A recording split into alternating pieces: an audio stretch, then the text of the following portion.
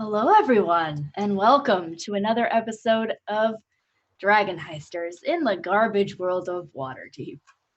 I am Alexis. I'll be your co-DM for this evening, and you can find me at Fox Minato on the Twitters and such. A couple really quick announcements to get out of the way before we get into this exciting episode. We have a giveaway going on when we reach our 1,200 follower goal here on Twitch. What is that? You could when we reach our 1,200 follower goal here on Twitch, it's like up here somewhere. It's above me somewhere, I think. I don't know where it is. We're going to be giving away a ton of stuff. We're giving away some hardcover TTRPG books. We're giving away dice. We're giving away merch from So Nerdware. It's going to be big. If you are looking for the details of how to enter, you can enter through Twitter or through Instagram. The links are in chat right now. If you are needing those later, type !giveaway into the chat. Also, make sure you're following us here on Twitch to make sure you're entered in the giveaway after you do the other things. But yes, share and retweet all those things. We also have a subscriber goal going on with the incentive that when we get to 50 new subscribers, we're going to be running, Chase will be running a one-shot set in space where all the players are playing as amoeboid creatures, which we call space potatoes, because it's a lot of fun. So Dracolites or Dralicites or amoeboids, however you know the basic entities, that's what we'll all be playing. So amorphous amoeboid creatures in space with delightful shenanigans. It will be wonderful. So make sure you are subscribed if you can. Give some subscriptions. Help us meet that goal so that we can bring you more exciting content. Other than that, the usual, make sure that you are doing what you can for Animal Helper. And we've got merch that is pretty recently new out in So Nerdware, so go check that out. That's it. Matthew, how are you? I'm good. Thanks for asking. How are you? I'm doing great. Hi, folks. I am Matthew Foreman. I am at Matthew W. Foreman on Twitter. I am a D&D content creator here on Dice Priori. I will be playing, I use he, him pronouns, and so does my character Johnny, the magical sex worker, who is a divine soul sorcerer. Yeah, that's what's going on. What's up? I sure forgot to say, I use she, her pronouns. I'm playing Syl this evening, changeling brogue who uses they, them pronouns. Take it away, Emma.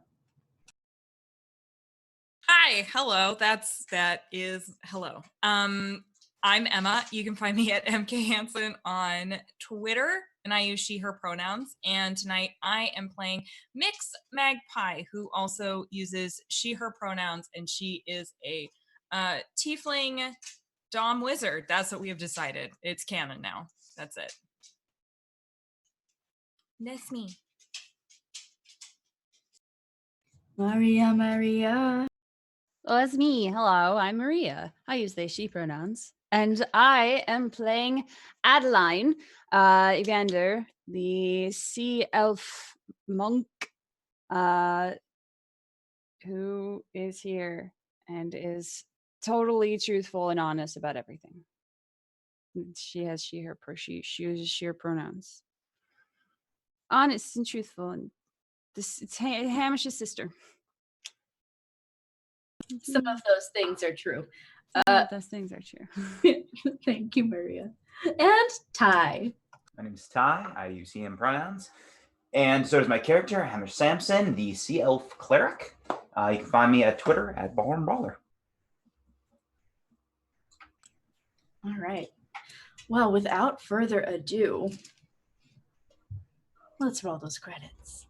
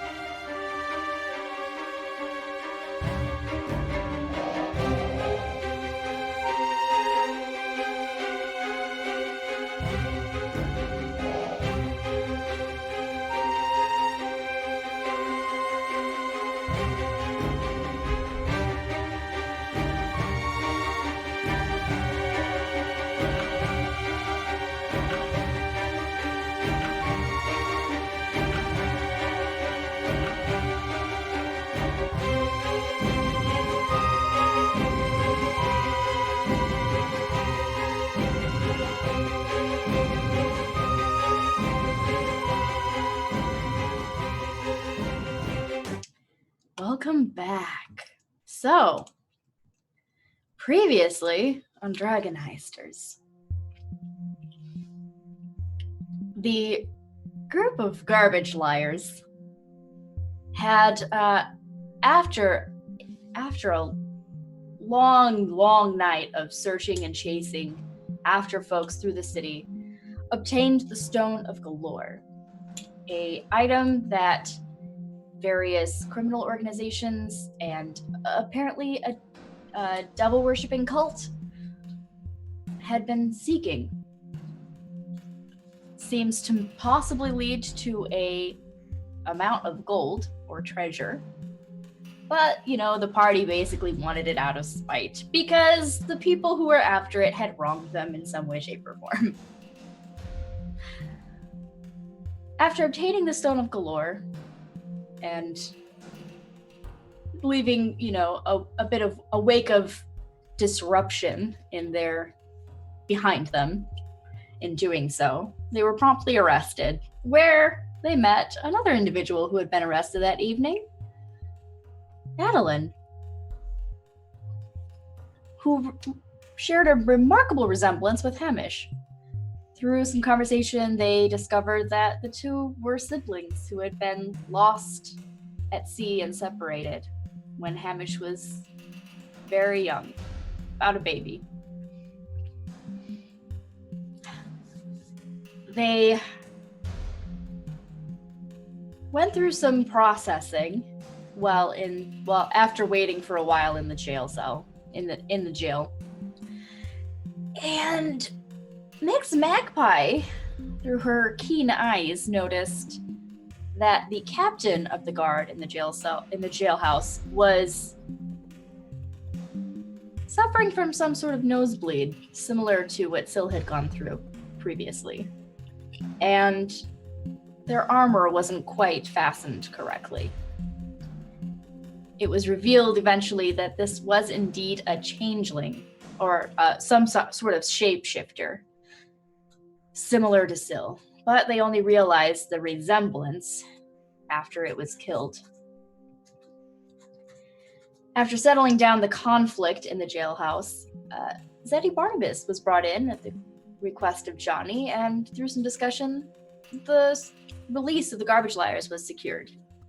They made it back with Adeline in tow, and once back at the manor, decided to have a little game of Zone of Truth, and learned a bit about each other, sort of figured out an idea of what everyone considers to be a terrible person, and that everyone believes that they are terrible people for various reasons. And it seems that Adeline is truly Hamish's sister, as far as she is aware and believes she has been truthful about that. But the party isn't quite sure what she has not yet divulged.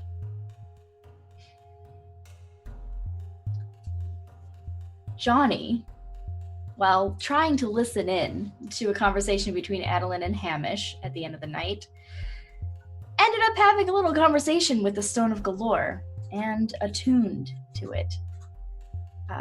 Johnny had discussed that he has not really a good understanding of how he can do the magic that he does or where he gets his powers, and the Stone of Golorr offered some information for an exchange. And yes, Johnny definitely did call it the Stone of Gondor, so that is what Johnny knows it as. So we're going to pick up the evening after their game of Zone of Truth, where Johnny is looking for Hamish, Syl and Mix Magpie are settling in for the night, and Adeline is finding her first night in the Troll Skull Manor. I'm definitely hanging out at the bar for a while because I don't have to sleep a whole lot. That's nice. Sure is nice. Yeah. yes, and this will be like the first night that Hamish is going to figure out that he doesn't really require to sleep for a full 8 hours. I think Hamish always thought he had really bad insomnia. Yeah. But now you're kind of understanding that might just be your nature. So, let's pick up with Johnny and Hamish.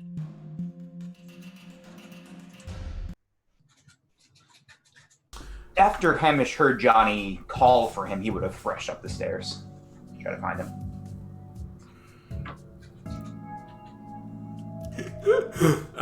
I say, and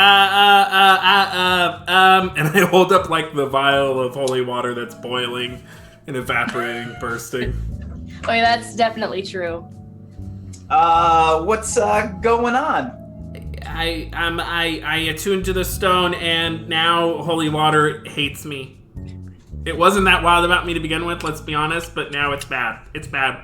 It's bad, I'm running. Let's just take the bottle and just put it far away. Anything else since you attuned to the stone? No. I mean, it's talking to me. Oh, it said I'm the ninth child, which, oh, by the way, I totally forgot 10 minutes ago. Turns out I'm the ninth sibling, and I totally forgot. For some reason, I thought I was an only child, but it turns out in my backstory, I totally wrote that I had 8 other siblings, and I'm the ninth. I'm the youngest of 9, so that's a thing that happened. So what did it say? It said I'm the ninth child, which is like technically true, but it meant it like ominously. And it asked me like, where do your powers come from, Johnny? I'm like, I don't know, Stone. And it's like, where do your powers come from? I'm like, I don't know, Stone. And it's like, you are the ninth child. I'm like, yeah, duh. I have not. I'm the ninth kid. Of course I knew that. It's not like I would forget I have 8 siblings. And then the stone goes, you are the ninth child. I will show you. And then I got superpowers.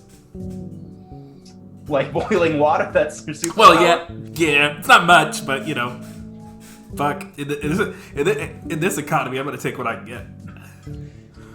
Okay, so everyone wanted the stone so they could boil water, essentially, and know about their past. Well, there's something else. Like I can feel my mind is stronger against some effects. Oh. Like I can definitely feel. I definitely feel stronger. It's like juiced. But it's got knowledge. It like knows things. I think that's why they wanted it, because it knows things. It's gonna show me something. All right, you feeling good about this stone? And no, but I've been feeling like shit my whole life. So who cares, right? I mean, I guess I'm not feeling super tired, so I can watch over you if you want when you sleep. Make sure nothing wild happens. Yeah, I've noticed that you. When I wake up, you're always looking at me, and you don't ever seem to sleep. I mean, I don't sleep much either, but you don't sleep at all, which is super unsettling. Well, I always thought I had, like, terrible insomnia, but I was talking to Adeline a little bit, and she said I actually don't need to sleep much. Oh, because you're like a full-blooded elf. Yeah. Makes sense. Yeah. Makes sense. I'm only half-elf. My mom is an elf. My dad was a human. Excuse me, my dog is... Or Leaf, quiet down. Quit shaking things. God, Leaf always rattles things every now and then. Anyway. Leaf and Nim just down there making a ruckus. Yeah. Leaf is possessing Nim and rattling around. What a little pig. And then, so, okay, I'm freaking out, but it's fine. Let's just go upstairs. It's fine. Okay. And I'll kind of walk arm in arm upstairs with you. All right. Now, I'm the ninth child. Got it. Yep. And talk about your siblings or anything? Fuck no, I don't care about those assholes. I don't even know where they are. I don't care. Okay. Does the stone care? If this stone sends me on some wild ass quest to like gather all my siblings in a circle, I'm gonna let the city burn because I don't give a shit. I am not meeting any of my siblings. I don't like any of them. They're like me, but not as good looking and less charming. So none of the upside. I mean, we don't have to. We could probably just throw the stone into the sea if we need to, instead of burning the city down. Worst case scenario. I like that idea. We can just like take a nice long sail and boop. Yeah, just chuck it. Yeah. Yeah, I like it. Yeah. No, yeah, my siblings suck. All right. And he's ready to go to bed. Is there anything else? Nah. Let's go to bed. It's time to roleplay the sex. Roll for initiative. Sure isn't. What's your con modifier? That sure is not what we're doing here. Sure ain't a thing we do here. Oh, God. The worst. So, as that's going on, Syl and Mix Magpie have retired to Syl's room, where I believe Mix Magpie had something to ask Syl. Did she? Yeah, I guess so. So I thought we should perhaps. Oh, piano! How lovely! Thank you, Leaf.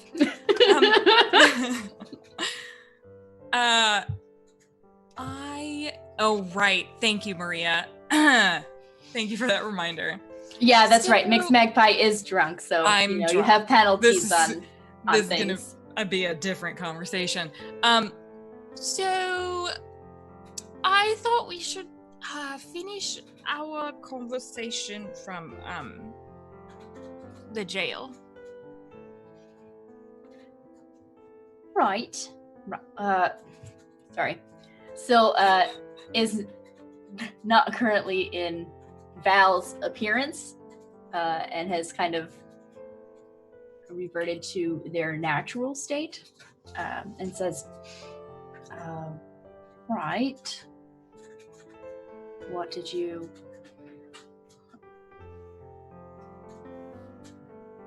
Okay.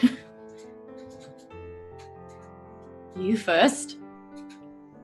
I'm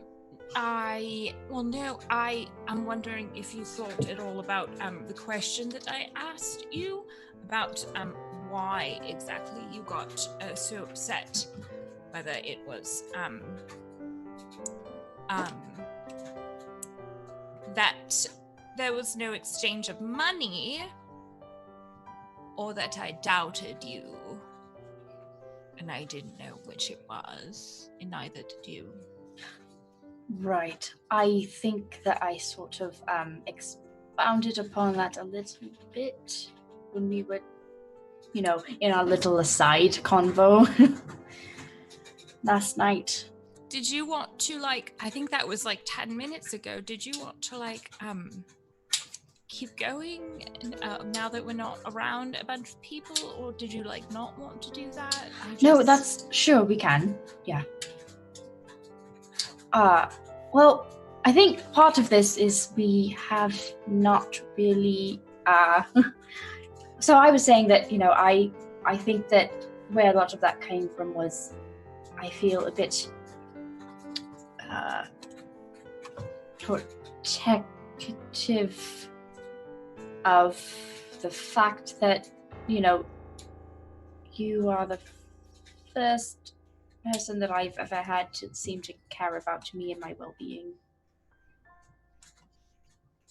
without necessarily something in it for them. You felt protective of me? Well, of the fact that is the first time I've ever had that, and I didn't know how much I valued it. And yeah. Well, that's really nice. No one's ever said that to me before.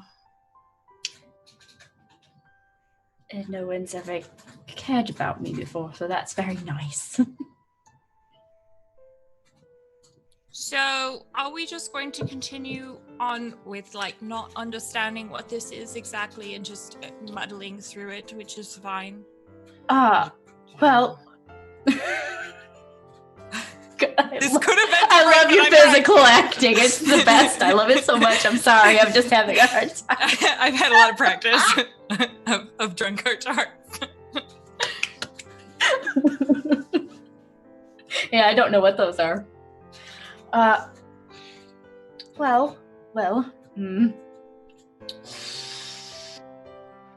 I suppose it's better not to muddle if we can avoid it.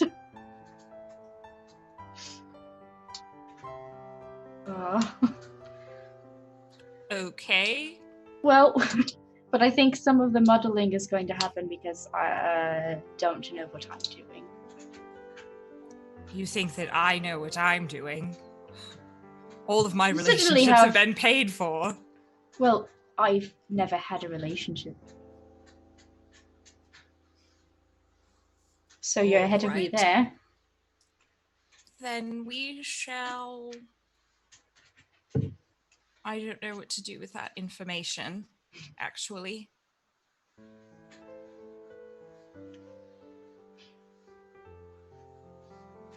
Well,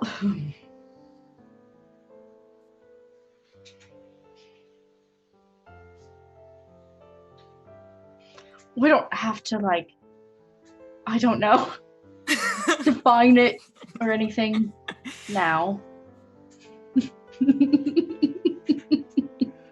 Okay.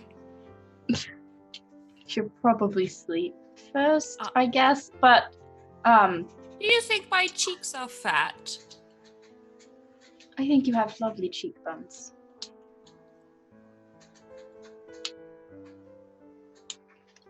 Thank you.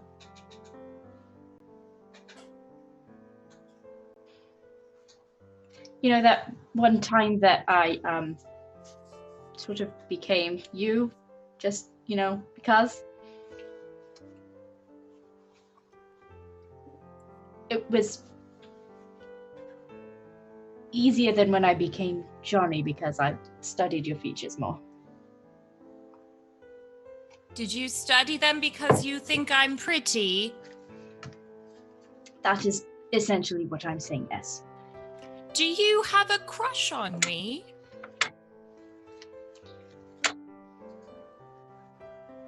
Would we be here if I didn't? Yes. Would I Again. be here? That's what my line has been like. I haven't paid So- you. No, that's true. Not Are you right. expecting me to be paying? No. Not unless you want to. Well, I think that we've just defined something. All right. So wonderful. I think we sort of defined something. I'm not sure what that will look like for either of us, but I guess we will just figure it out as we go. Probably more when we're not, you know, drunk. And, well, you're drunk. No. Of course not. All right. Well, I'm going to either vomit or go to sleep. Those are our options currently in this moment. Do you want me to get you something to eat? No. Well, no. Mm-mm. You go to sleep. I'll go get you something just in case you change your mind. No, you don't have to do that. I was going to say something vulgar, but then I didn't, so I'm going to go to bed now. Good night. Okay, then. And Magpie will literally collapse wherever she is and fall asleep. Amazing. Thank you. Okay. The comment you almost made. I love it. Ooh, all right.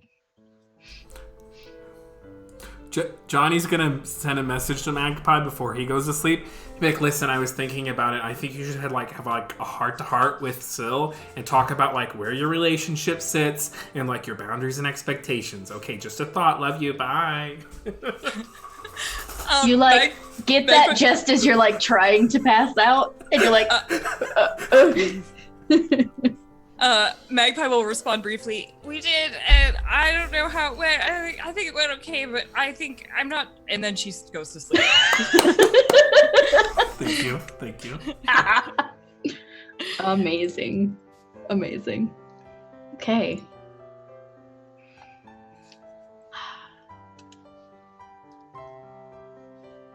Once Roll20 stops this music, there we go. All right. So, I think. I actually have one other thing. Oh, go ahead. After like 10 minutes of sitting by myself, I'm going to start exploring the house.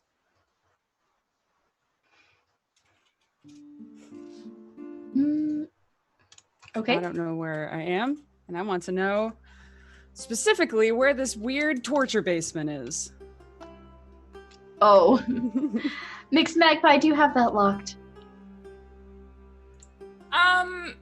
You know what? I think that probably when we left, I did not lock it because I assumed that we've been gone for a while, so I probably didn't lock it in case there were any patrons who could utilize it with one of our They all have keys. Workers. They would have had keys if you had given them keys. Oh, absolutely not. Okay. But you know what? Nim probably has a pair of keys if you would allow that. Yeah, absolutely. Nim probably would. And So Leaf probably would knows you- where the extra set is. Right. So would you keep it locked when no one is using it? Yeah. Okay. So the dungeon is locked. the basement's locked. Let me just move this real quick. Where is it? All right, there's the map. That's generally what that L is. I don't think everyone's quite on the map right now, but so Syl's room is right over here.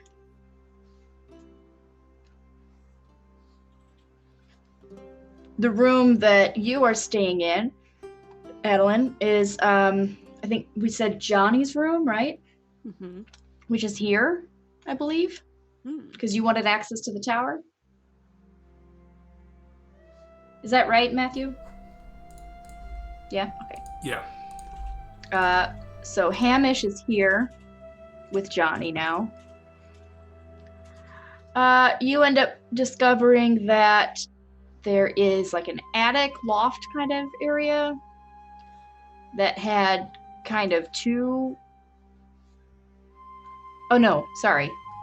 There's a room in here that has like an extra like bedroom area right here. And it basically is as Jirok had left it mostly. So I don't.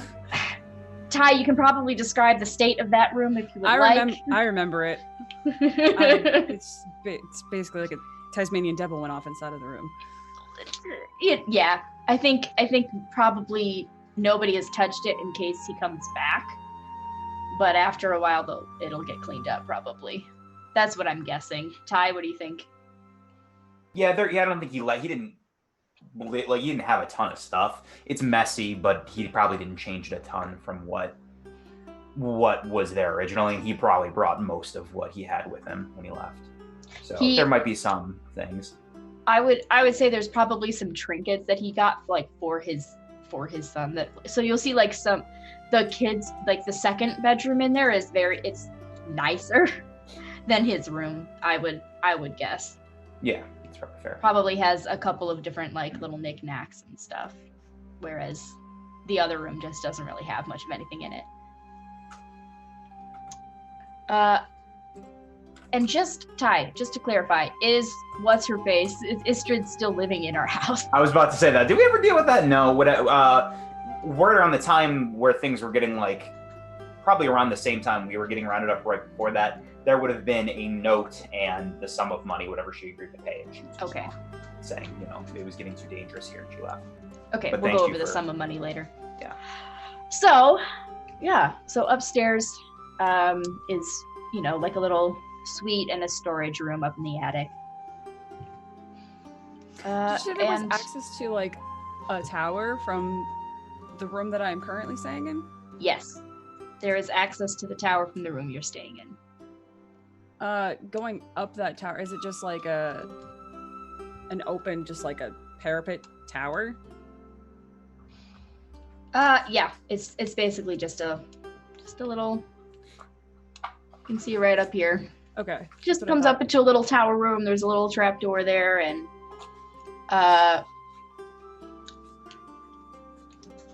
I'll say that it's kind of like one of those little turret rooms, Mhm. and then there's another there's also a little spiral staircase that goes up to just an open turret on the top. Okay. That's what I'll say. Finding that, I would go back down and I would grab like one of the pillows and a handful of the blankets and just take them up to the open, like all the way up to the top. Mm-hmm. And that's where I would go to sleep. Okay. So you fall asleep, gazing at the stars. Nice. Okay. So.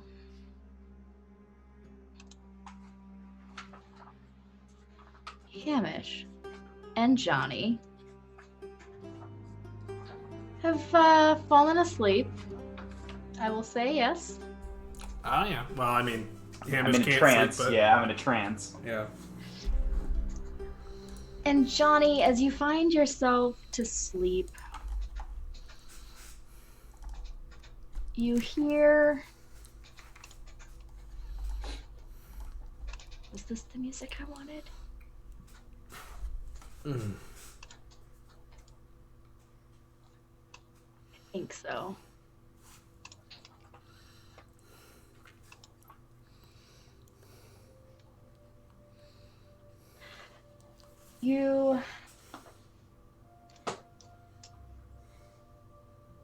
As you fall asleep, you find yourself basically here in Troll Skull Manor. You basically, in your dream, sort of wake up and sit up in bed as you normally would. But you hear in your head, Johnny.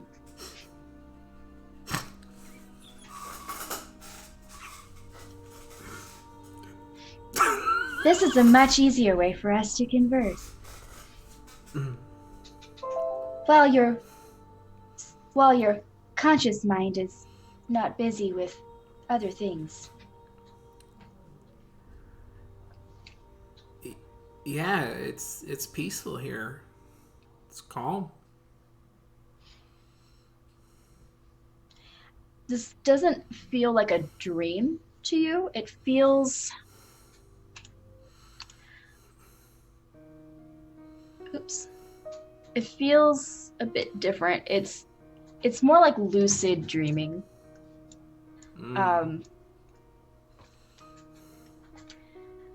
You feel more like you're awake, even though you know that you aren't.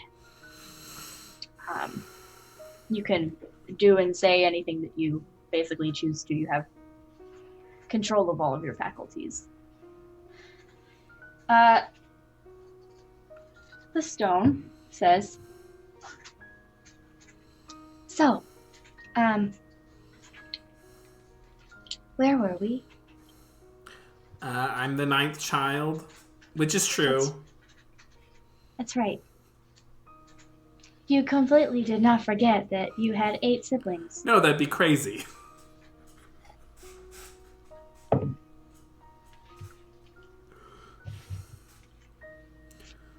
You are a child of 9. A 9th child. Yeah, I come from a big family.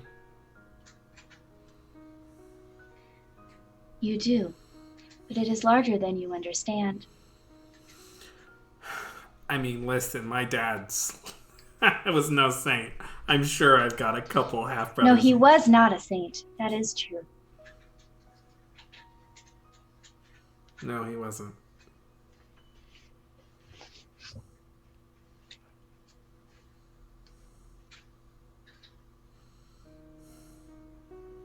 Humanoids have a hard time with forming memories from young ages or recalling them. However, they are there. Yeah. I can see them, Johnny. From like That is not your father. I'm sorry, come again?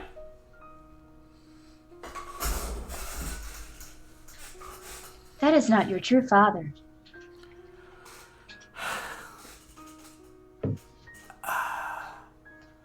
Would you like to remember, Johnny?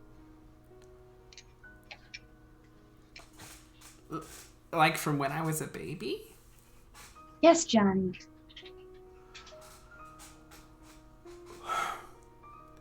Was it as bad as when I was little? Was I happier when I was a baby? Was I treated better? Those are not the memories of which I speak, Johnny. The memories of your truth. I mean, you're the Stone of Golorr. You're the Stone of...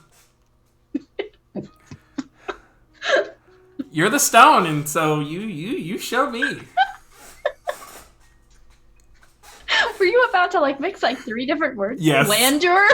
Yes. I couldn't do it. I couldn't execute it. I was like, glamour, glander, gander, glamour. The Stone of Gondoro. Okay.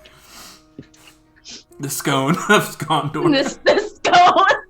Oh God. Oh. Ooh. Okay. Ooh.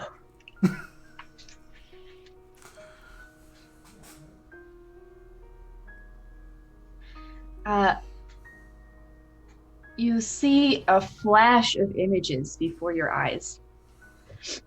You see your mother, younger, more comely than she was when you last saw her. Thank you so much for the raid, Chromatic Chimera. Johnny is attuned to the Stone of Golorr, and he is talking to it in his unconscious mind.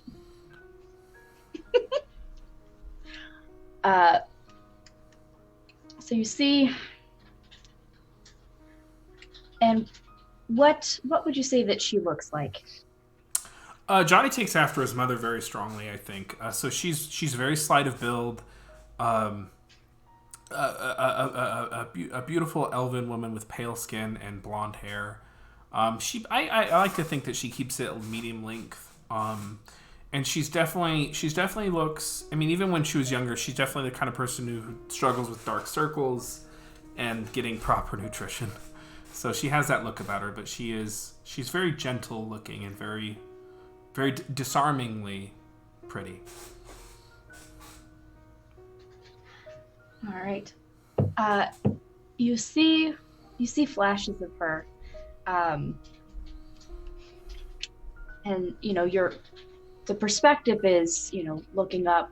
What you gather is it's a little disconcerting at first, but what you gather is you're looking up at her from being held in her arms, and there is, there are happy tears in her eyes, and there is a man with her, but you don't recognize him at first, but he feels so familiar, but you can't understand why. He is not the father that you grew up with. What does he look like? I think that he has relatively like kind of sun-dappled skin with these kind of red, really deep red hues. And he has really nice kind of almost like a fiery red hair. The kind that Johnny was probably actually born with, red hair.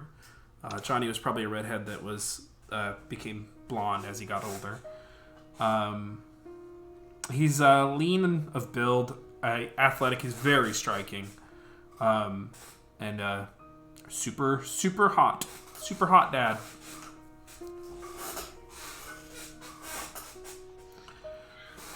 And you see your perspective shift, and and you are looking now at your mother, and you look up and you're being held by this individual. And he gently brushes his hand along her face and some hair out of her eyes and whispers to her to get some sleep. He leaves the room with you in his arms, and he looks down and says to you,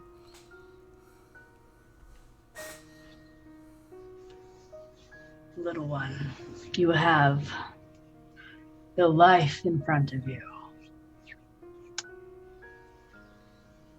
I won't be in it much yet.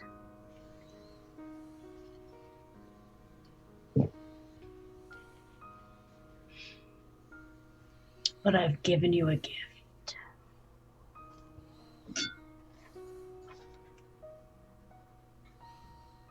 And I can give you more.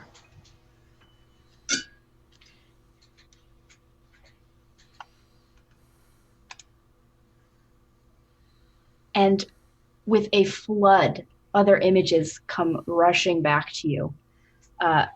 Images from just being around him, hearing your mother tell you while you were very young about your true father, and a variety of other things. Oop, wrong music, sorry.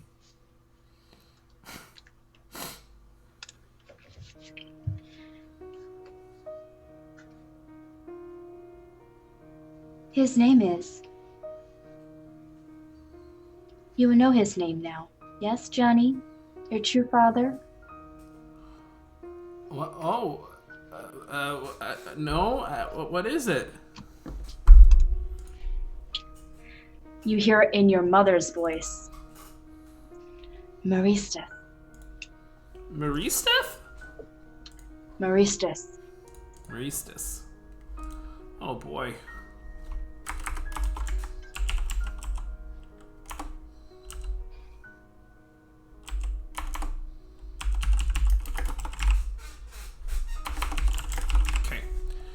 But what you do not understand, Johnny, is who he is. I can tell you. On some level, you do understand because it is who you are. However, if I help you, Johnny, I need you to do something for me.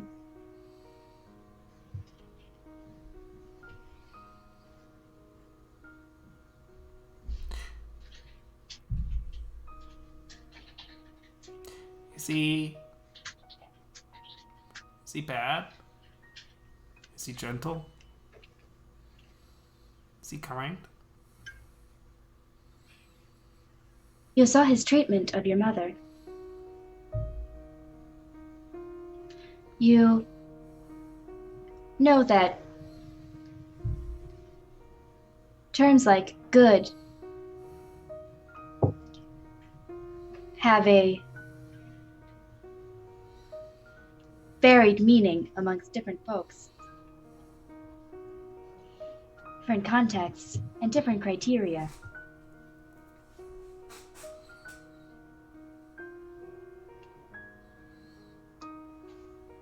It is a very subjective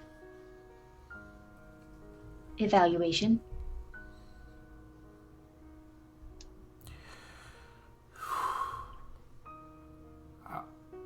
help you if you can tell me.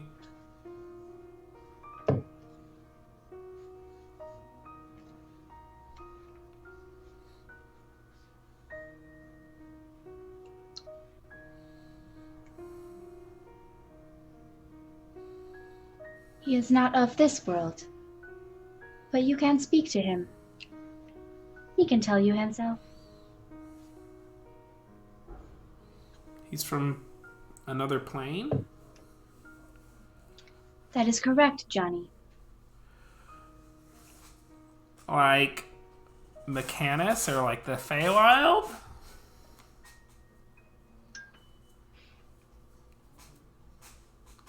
There are many planes, Johnny. Which one's he from? If you know, could you please tell me? You are a child of the ninth. The ninth circle of hell.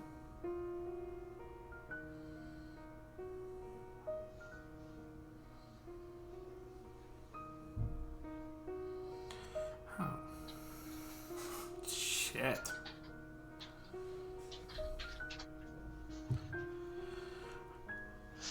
I mean, that explains a lot, actually. You see, you feel it to be true. On a level you know.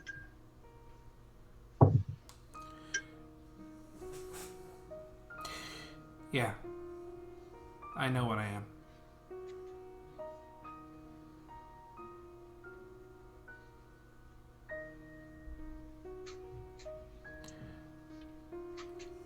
What do you want? And how do I contact my dad?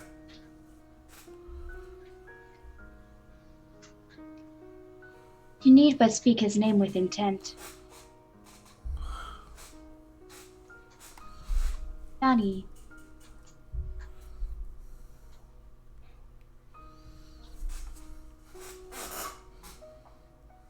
If you contact him and discuss with him who and what you are, you will gain much knowledge. I only wish that you will share it with me.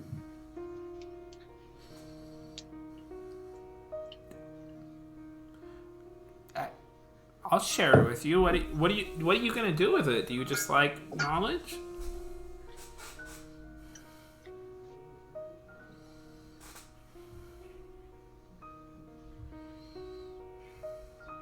There are many uses for knowledge.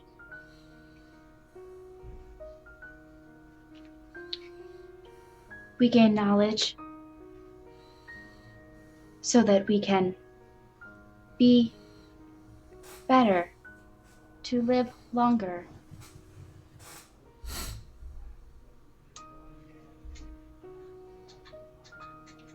And to do more. And to be desired and wanted. Some gain knowledge to gain wealth, to gain power, to gain influence, to manipulate. Some gain to protect others.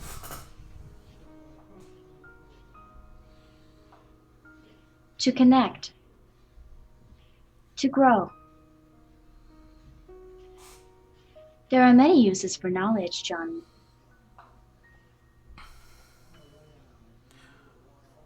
I'll share whatever I learned from him with you, but I need to know what you know. I need to know why people are after you, this horde, like the money, everything. I need to know. I think that we will help each other in this endeavor, Johnny. I know many things, but the reason that I was sought was that I know a location.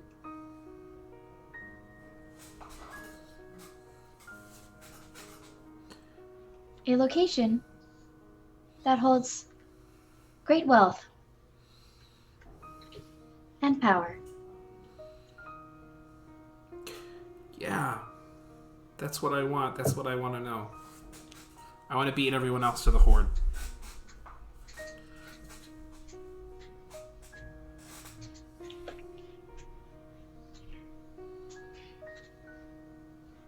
You must learn as much as you can from your father, John.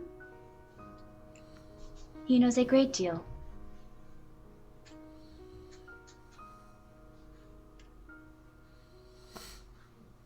He doesn't know me.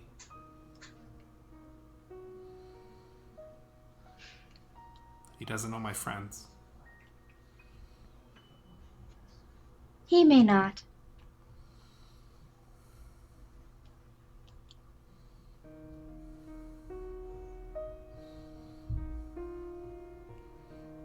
Do you think he...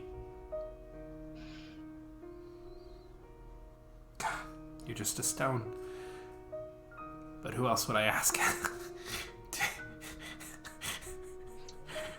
Do you think he'll like me?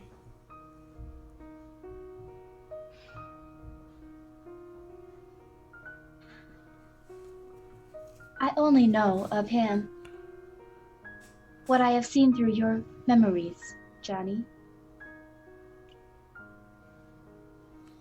He does appear to care for you.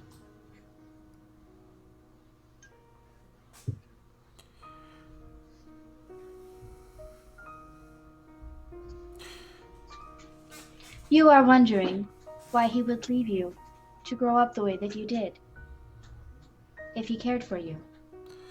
Well, yeah, I mean, he was in the city. Why couldn't he stay? Johnny.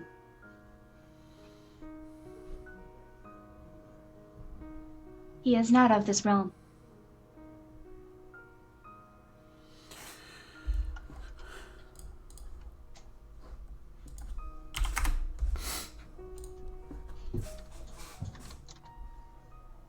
Right. Oh, yeah. There's all sorts of stuff against that. He likely was not able. And the alternative would likely have been you raised elsewhere. I mean... Not of this plane.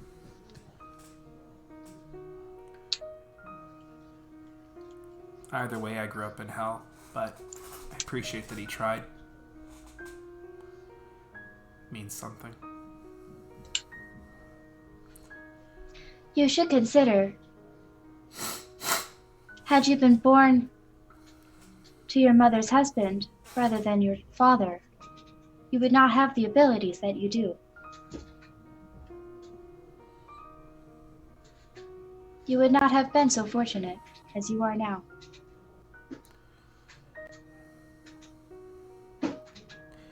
Yeah, being gifted has been a real blessing.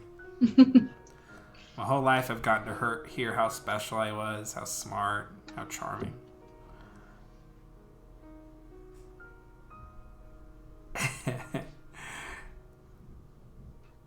Yeah. Hasn't done me much good. But I'm starting to learn that I can make a difference. Sometimes. Some days.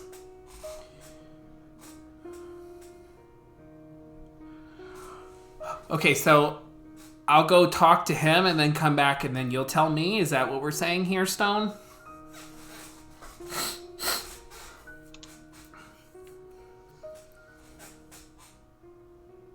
Should you wish to speak with him, simply speak his name with intent, and he will be able to converse with you.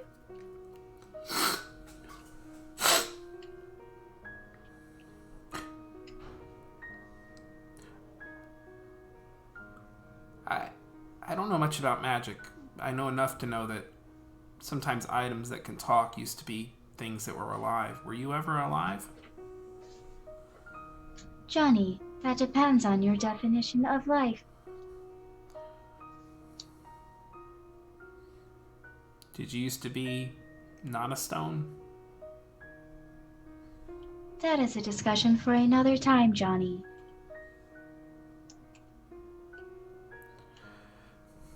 All right. Thank you, Stone. You're welcome, Johnny. You're my one true friend. Here. What did you say? I said, you're my one true friend. It's a line from Driving Mrs. Daisy. Okay. All right. Woo. So,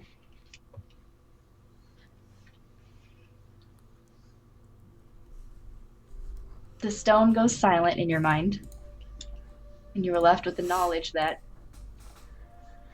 sure do have a way to talk to the man who you never knew but is your father. Johnny, what do you do? So am I still in the dream world? I mean, more or less. You're still like your unconscious mind. You're still in basically a lucid dream. I'm not gonna summon him yet. I don't want to. Because it's not enough drama.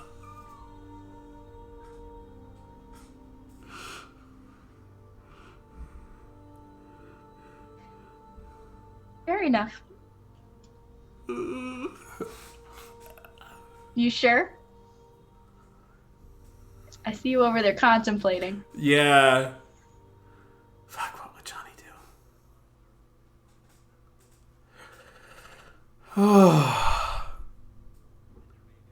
What would Johnny do?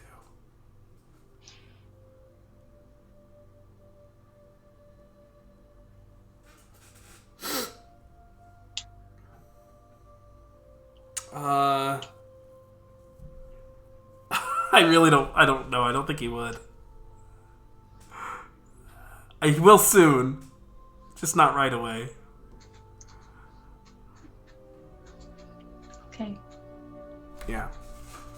Okay. Okay. Okay.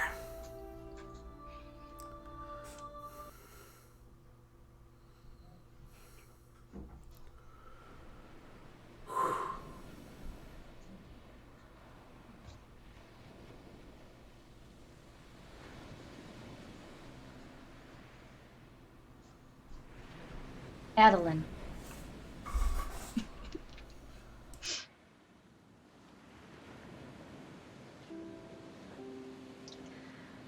You find yourself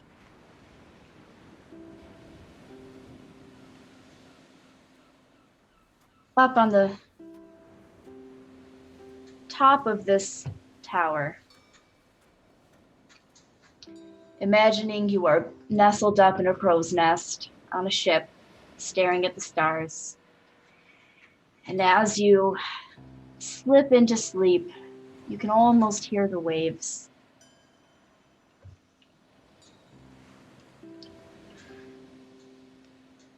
You can almost feel the sea breeze on your skin. You can almost smell the brine of the ocean.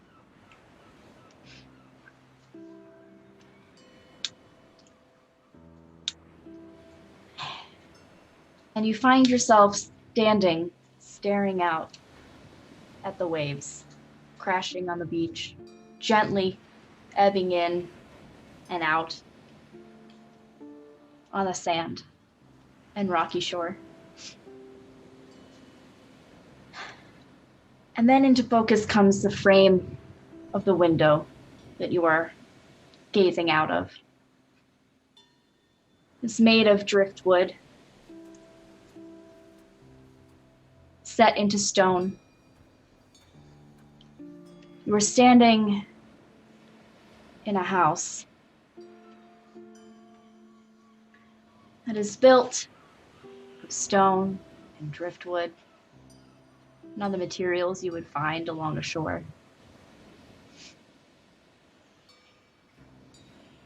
And you hear behind you. Are you ready to pay for what you bought from me? And that is where we're going to go to break.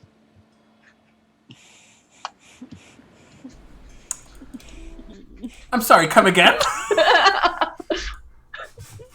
You got outed fast. You got outed so fast. Oops. Yeah. Yes. I was like, oh, this sounds so nice. Nope, just gonna file that under whoopsie. Whoopsie. Whoopsie. All right. Whew. So we are going to take a quick break here, and we are going to, hydrate and stretch and all those important things that we're definitely going to do to take care of ourselves. And we will be back here shortly. Thank you so much, Chromatic Chimera, for the raid. Thank you, everybody, for being here in chat. We really appreciate all of the support and the love.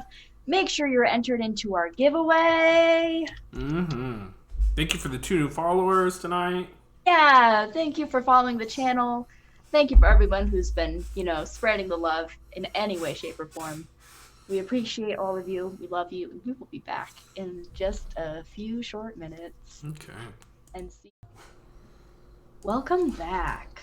So, we last left off with Adeline It's me. sort of fading into her trance for the evening, and in a bit of a sort of like a daydream sort of scenario. In a dreamlike trance. Finding yourself staring out of a window, looking at the ocean, crashing onto the shore. A gentle ebb and flow of the water, and finding yourself in a familiar location with a familiar voice behind you that asked, "Are you ready to pay for what you've bought from me?"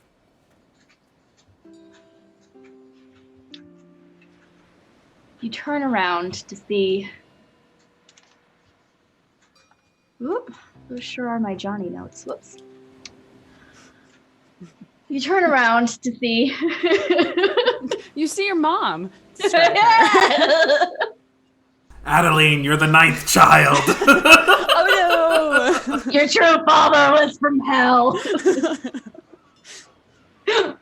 You see a woman, sea elven, in long, flowy, light layers of blues and greens and browns, reminiscent of the sea, that sway with her as she walks, like the gentle waves of a calm ocean. Her hair is long and dark and partially braided back, and interwoven in it, in the braids, are bits of seaweed and shell. And it is the half that is up is adorned with a beautiful abalone shell. She has many adornments of driftwood and various pieces of coral and shells in many colors. And as she speaks, her eyes glisten and they seem to almost change and shift in hue as the ocean does with its moods. The house in which you stand is made of like driftwood and stone, and there's a kettle over the hearth. And she gestures to a table and chairs that seem as though they were grown into the graceful shapes from driftwood.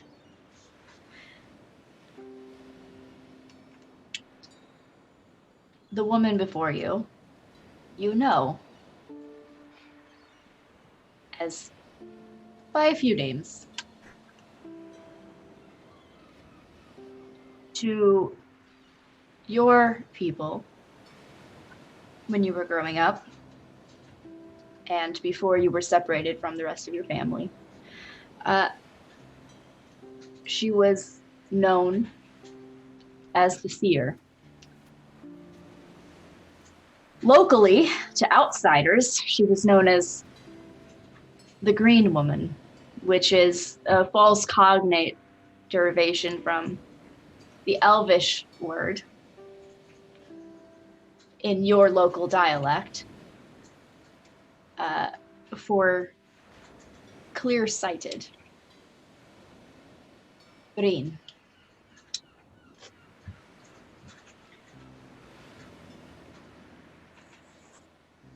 The Green Woman stands before you and gestures to the table. There's a cup of tea on the table, waits for you to sit down.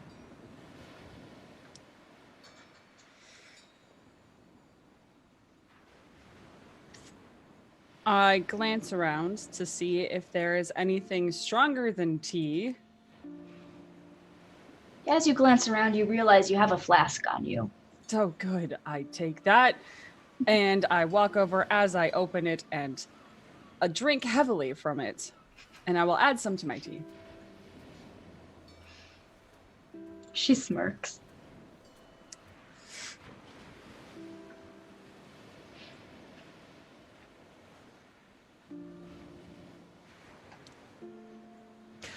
I didn't really think that this was how this was going to be done. How else did you expect me to contact you? I don't know. I honestly thought that you might just forget about it. Or I wouldn't ever, nothing would come about it, so. Oh, child. You're far too smart for that. Right. Yeah. Sometimes stories are just stories, but other times there's truth to them.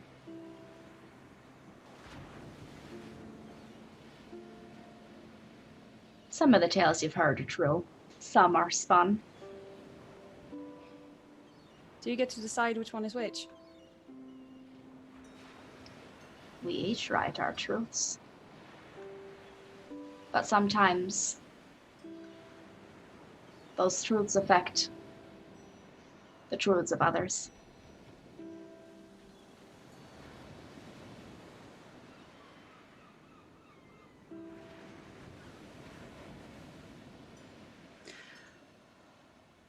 So, what sort of payment are you going to be wanting after all? What's that concern that you have there, dear? What are you expecting?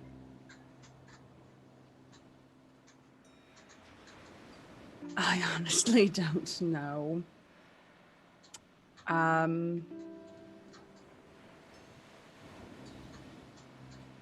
You have apprehension. There's a reason for that. Yeah, I'm terrified.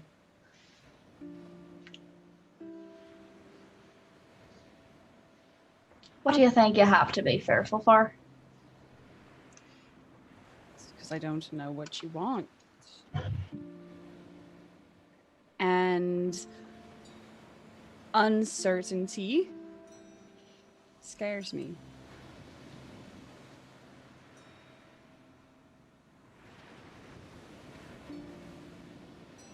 Reasonable fear. And valid.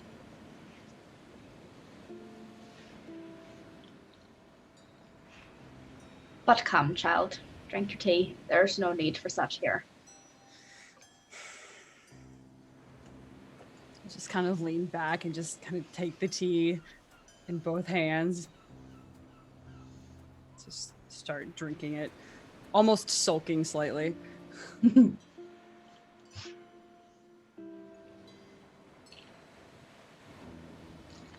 I'm sure that you've heard many tales of the price that you might have to pay. Right, but now I don't know which ones are spun tales or which ones are true.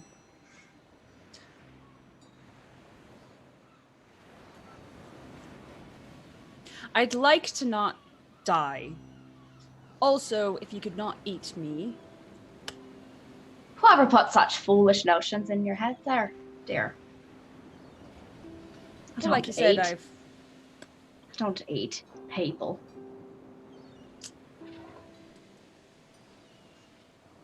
just throwing out the ones that perhaps were the most outlandish.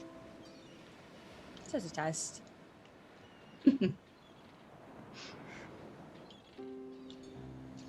Those are the stories you tell wee children to make them go to bed and do their chores. Right, and that's the last time that I did hear those stories is when I was a wee child. So Aye. But you're all well and grown now, aren't you? sure.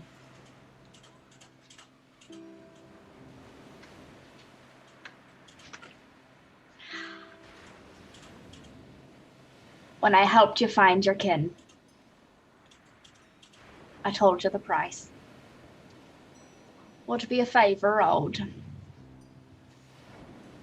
And it's come time to pay that due.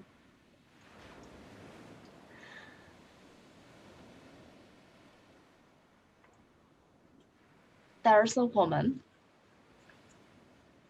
in the town that you happen to be in, and she's looking for mercenaries. She has a bit of a job. You are going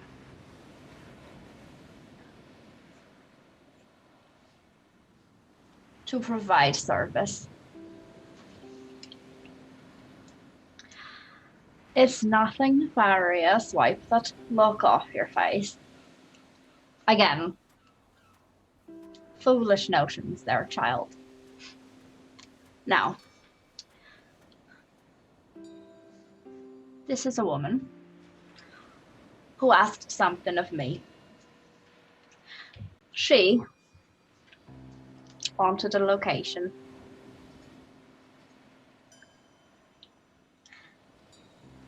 And I granted it on the condition that she give me something in return that's held there. I want you to make sure that she lives up to her end of the deal.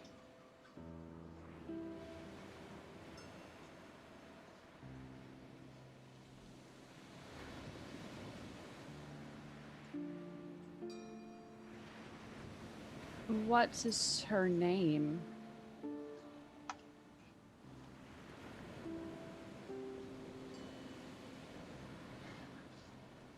She has a few names. What is the most convenient one? Well, the name that she carries by day is Esvel Rosnar. And the name that she carries by night is the Black Viper.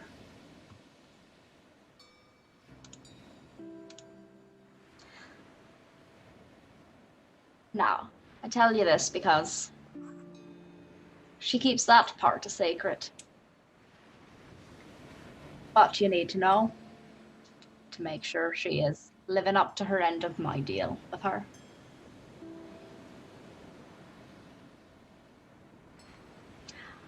See, I believe she has notions that I can be crossed.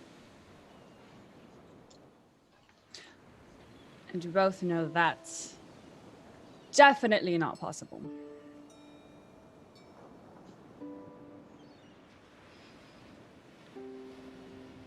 Right? But a smart head on your shoulders for the most part.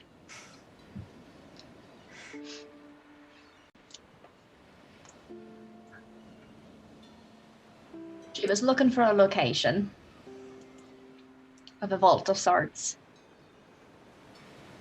And I told her where to find it. But there's a staff within that she needs to retrieve for me.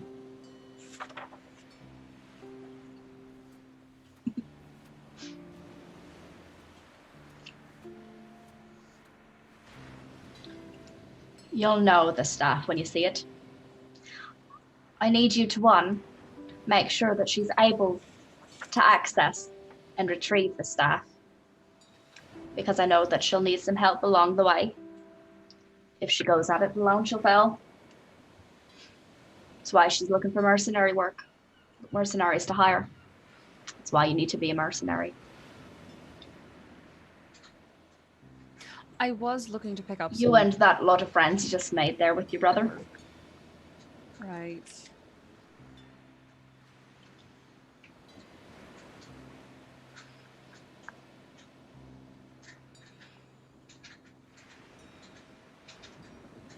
Is that it? Make sure I get the staff. Your debt is paid.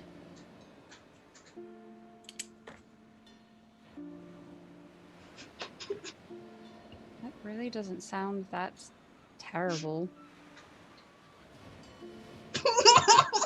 I'm sorry. Listen, Trying to I don't not know. look at Matthew while this is going on. I mean, I'm already in the city. That you are.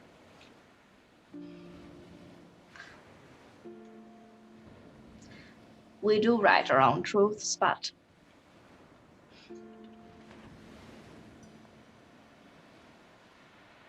there is a touch of fate at work there, isn't there? I'm starting to think so. Hadn't really believed in fate, but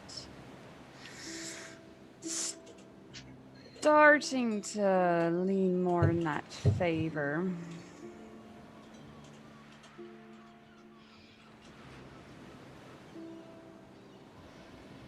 All right. I'll try to make sure you get your staff. I'll try to convince these people to work with me. We just met.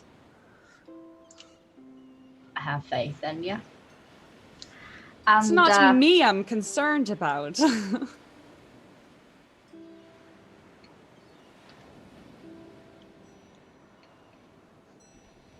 But thank you. A little bit of honesty can go a long way. We tried that. I don't know if you've been watching me a lot. We tried the honesty thing last night. Tonight? She just gives you a look. And you can tell by the look that she knows that that is not true.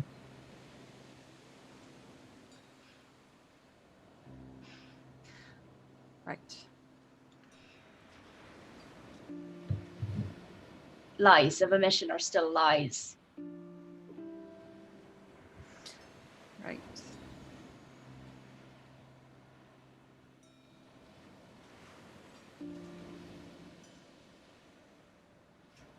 Down the rest of my flask.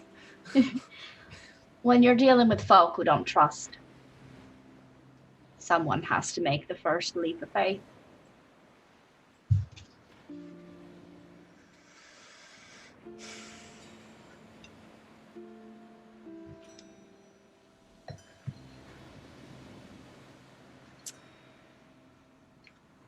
All right. Well, The newest of the bunch is usually the best suited.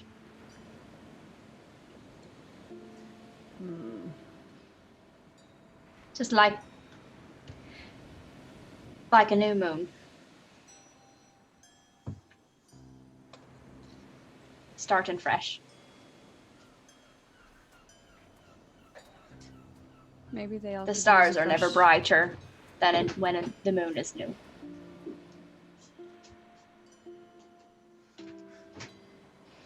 They all seem like they could use a fresh start.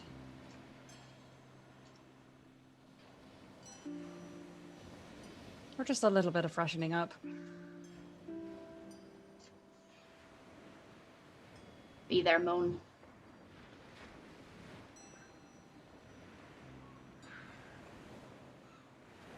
I will try.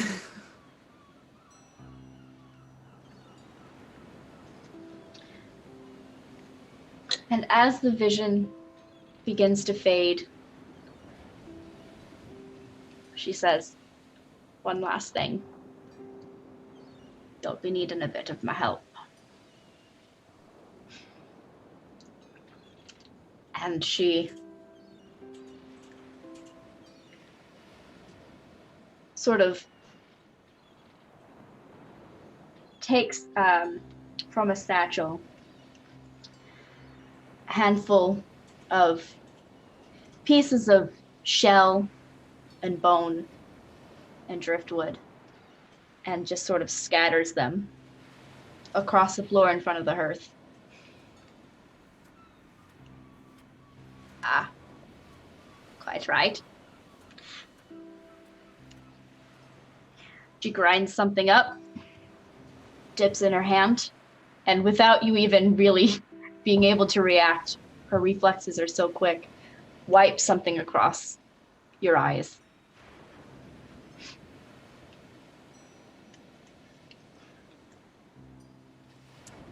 To help you see through the lies.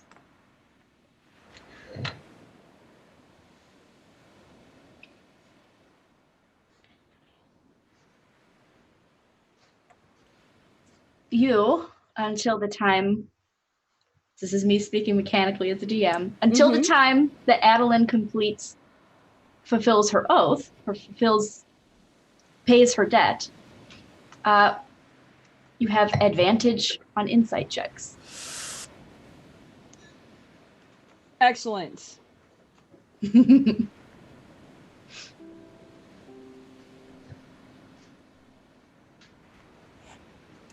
let's play Zone of Truth again. And the scene sort of fades away, and the last thing that you see are the eyes of the green woman that become stars in the sky. That you're looking up from on the tower of Trollskull Manor.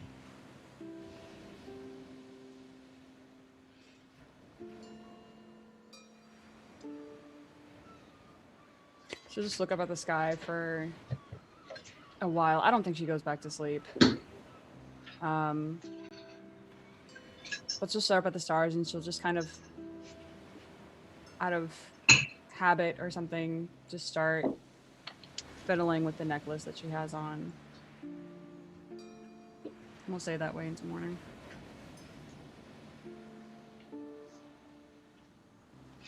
Oh, I almost forgot.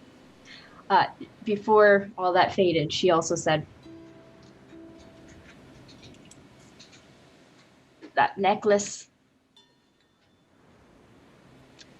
that I enabled to help you find your brother with your blood. If you let him wear it, he'll know when you're in danger.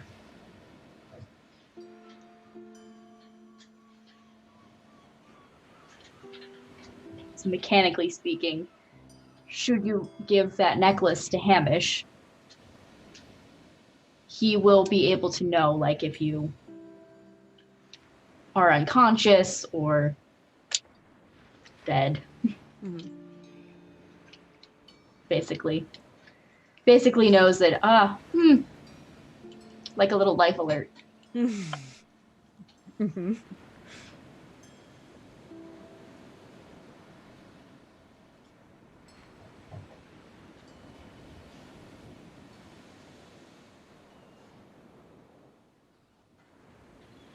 Cool, whenever it's morning, I'll just go back downstairs. Okay.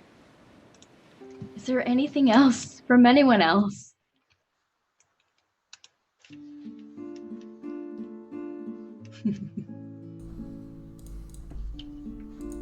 I'm good. Johnny, I'm assuming you wake up with Hamish just staring at you again. Yeah. Maybe a little more self-conscious this time about the fact that he's awake before you. Hi. How'd you sleep? Listen, I don't want it always to be about me, but I got some shit going on. Like weird dreams, or? Well, how are you? I'm fine. I mean, I half slept or whatever. Feeling good. You feel okay? Yeah. Do you need anything? Do you need anything from me? I'm praying on breakfast soon, but what I to get it for that. That's about it. Okay. You sure you don't need me to do anything? I'm sure. What about you? No, I'm okay. I love you, and I want to make sure you're okay. Yeah, absolutely. Love you too. Okay, so the Stone of Golorr sucked me into the dream world or whatever, and okay, my mom fucked a devil, and the devil's my real dad. Huh. Yeah. Interesting. Okay. Yeah. And the stone wants me to summon him using his name. Oh. And then, that was me, not Johnny. And then the stone wants me to summon him using his name and, get some information. And then I'm going to use that information. And then the stone is going to tell me what they know. And what does the stone know? I, lean in. I'm like, they know the location to, the thing that everyone's looking for. The vault, the money, or whatever. Okay. As you think of that, Johnny, you see, in your mind's eye, you just generally see from a bird's eye view Waterdeep. And it's definitely in the city limits. Okay. How do you feel about summoning your demon father? Well, listen, it's never... Also, just chiming in, just for clarification, it's okay for Johnny to interpret it however, but so that I, as a DM, can be clear, you don't know that it would be a summoning. You're not sure exactly what the method of contact would be. You just know that there's some way to converse with your father, and that is how you do it. So it's okay for Johnny to assume it's summoning. But yeah, that's cool. I'll say, what was your question, Hamish? How do you feel about doing that? Listen, it's not the first time I've said a name in a bedroom and a strange man appeared, okay? It's not my first rodeo. But this, I mean my bio dad or whatever they call him. And he's a devil. I'm half devil. Okay. Which I mean that makes sense. Are you feeling, good about that? Nervous? I always thought I was pretty rotten into my core, so this just makes sense. Are you gonna tell the others? I'm gonna go to Mixed Magpie Big. You'll never guess it, I'm half devil. And she'd be like, yeah, so? It's not really, yeah. It's not really a big revelation. And about the summoning or talking to him? See, that was, I think, around, I figured, tell everyone, I don't know if it's gonna be like a Skype-in, sometimes, have you ever talked to a magic mirror? I don't know if it's gonna be like that, where I can just see him, and then, or I don't know if he's gonna poof in a thing of brimstone and smoke. So I don't know, but my plan is, okay, I want to put an ambush, set up an ambush with everyone in case, I don't know. Yeah, that's fair. These things go sideways. They go so sideways so often. Yeah. But that would require me putting trust and being vulnerable, so I'm not going to do that. Instead, what I'm going to do is I'm going to see... okay, you and me, right? You can, protect me? Okay, cool. Yeah. Okay. I'm going to try it. Okay. Okay. And then, Johnny, gets up out of bed, puts a little bit more... Johnny sleeps nude, so he puts a robe on, ties the robe. Hamish will grab his armor and his sword and, hide behind one of their tables. Okay.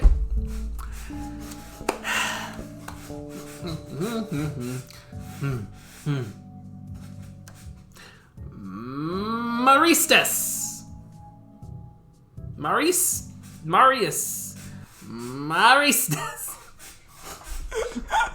Is it? Are you feeling anything? You know, I wasn't really listening when she told me his name. I might not. You had it right the first time. I know. Sorry, I was muted. I knew I had it right. Okay. I wrote it down.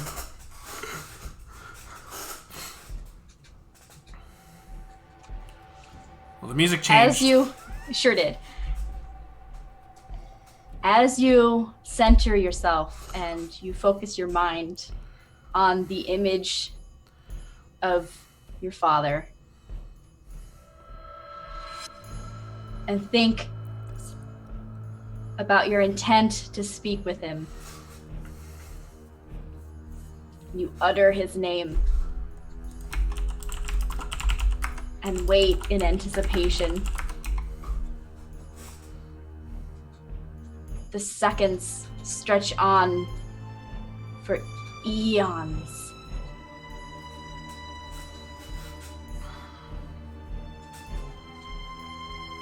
And that is where we're going to leave off for tonight. I don't think it's working. Anything? No? Let's go get I food. stopped the track too soon. Whoops. Fuck me.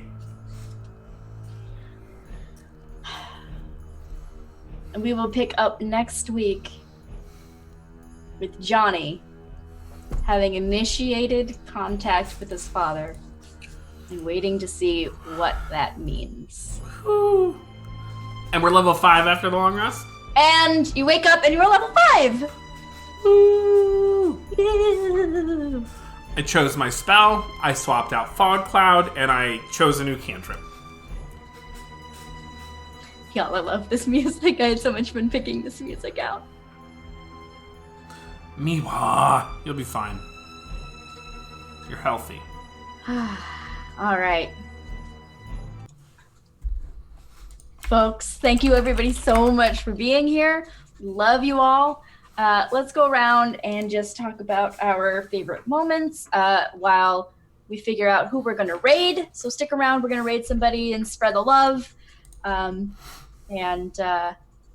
Again, thank you everybody so much for being here. We love you all, and we're very happy that you were here while we are distantly being social with each other. Let's start with Ty. I am Sai.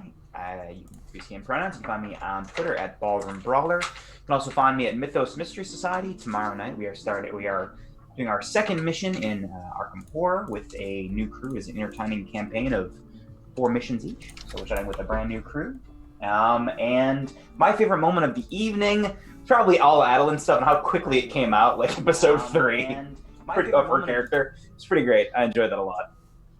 Listen, we've got like 5 episodes left or something, so we need to 6. 5 or 6, yeah. 7. This is episode 3, I think, from season 2. Yeah, that's it. All right. That brings us straight to Maria, who plays the lovely Adeline. Oh, that's neat. Hello. The lovely Maria, who plays the not quite as truthful as she could be, Adeline. Listen, honesty is a virtue, and I'm working on it. Aren't we all? I am Maria. You can find me at Happy Capster on Twitter. You can also find me at Society Goblins Society Games on Twitter, where we're trying to release a giant book of D&D 5e magic items, and it's super great. Where else can you find me? So besides here, you can find me on Sunday evenings at 8 p.m. Eastern time zone over at Corey Hickson's channel. We're playing Burning Wheel, and we are doing great. We killed a nightmare demon, and rolled really shitty the entire night. It's really fun. And then more cool things happening in the future. Keep an eye on the socials, and I'll let you know when it happens. Oh, I just made a game. I just wrote a game today. So I have an itch.io. It's on my Twitter. But I wrote a game. It's called Alone But Not Forgotten. It's a solo RPG based on a Magnus Archives podcast entity thing majigger. But it's a wholesome game. It's not a scary game. So if you like solo adventures, check it out. It's real cool. Let me know what you think. Awesome. And did you have a favorite moment? Oh, forgot about that part. Johnny's dream stone thing was phenomenal. It's fantastic. Wonderful. It was super. It made me feel feels. I feel bad for Johnny, but also I feel good. It's a strange combination of feelings. Strange Love it. feelings for strange situations. Correct. Yes. Yep. Yeah. Thanks, Maria. All right. Emma. Hello. Please stop, Loki. You can find me at MK Hansen on Twitter. Let's see. My favorite moment from this evening, Christ, there were actually quite a bit, but I think I will say it was the hag. That hag portrayal was like absolutely perfect, and I love her. And so that hag, I want to know her, I want to hang out with her, I want to learn from her. So yeah, thank you for that. And let's see, I think do I have, yes, okay, so next week, I think, Kaya, tell me if I'm wrong, next week I will be guesting on Kaya's homebrew werewolf campaign over on Scraticus, which happens right before this game. I think it's at 5. Is it at 5, Kaya? I'm not sure what time it's at. And 5:30 Eastern over on Scraticus. So join us there. That'll be really fun. It's been really wonderful to watch that game unfold, and she's put a lot of work into it. And that's me.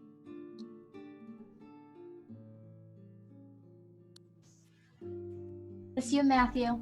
Oh, y'all. Hi. Hi, that's me. Hi, I'm Matthew Foreman. I'm at Matthew W. Foreman on Twitter. I'm a D&D content creator and freelance writer over here on Dice Priority. You can catch me tomorrow night on Wednesday, 7 p.m. Central for Ghost in the Machine, a D&D Mage Punk actual play, homebrew, set in my world of Edda.